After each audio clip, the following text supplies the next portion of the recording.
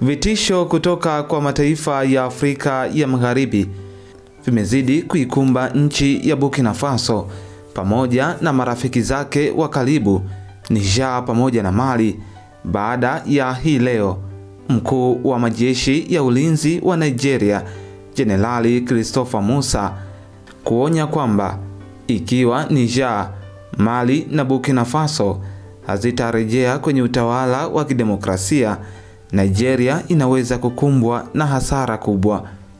Nchi hizi tatu za Afrika ya Magharibi ziko chini ya utawala wa kijeshi kwa miaka kadhaa sasa.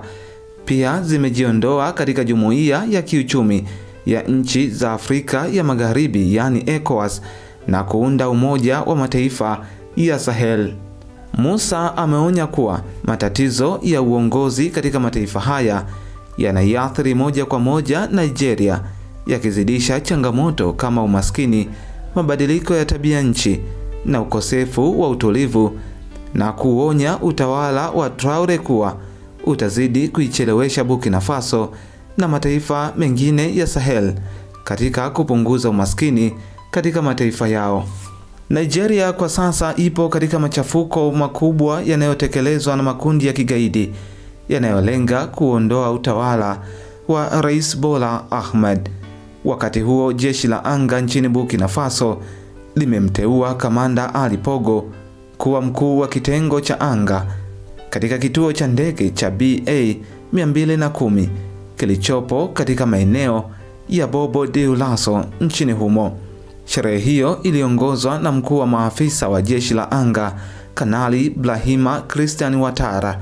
Ilihudhuriwa pia na viongozi mbalimbali wa kiserikali, kijeshi, viongozi wa jadi pamoja na kidini. Kamanda Pogo anaanza kazi katika mazingira magumu ya usalama ambapo jeshi la anga lina jukumu la kupambana na ugaidi. Maono na juhudi zake zitakuwa muhimu kwa kuimarisha BA-210 na kuchangia katika ulinzi wa Burkina Faso.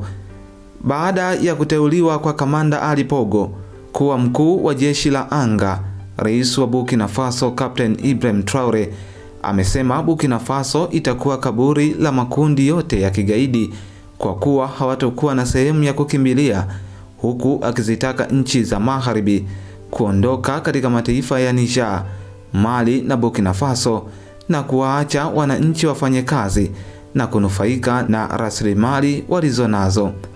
Katika taarifa yake, Ibrahim Traore alisema Burkina Faso ni nchi maskini zaidi, Mali ni nchi maskini zaidi, Niger nayo ni nchi maskini zaidi. Sisi ndiyo nchi tatu maskini zaidi barani Afrika. Lakini kwa nini tunapowaomba wazungu waondoke katika nchi hizi wanakataa kuondoka? Alimaliza Kamanda Ibrahim Traore. Hii ni BMTV Tanzania.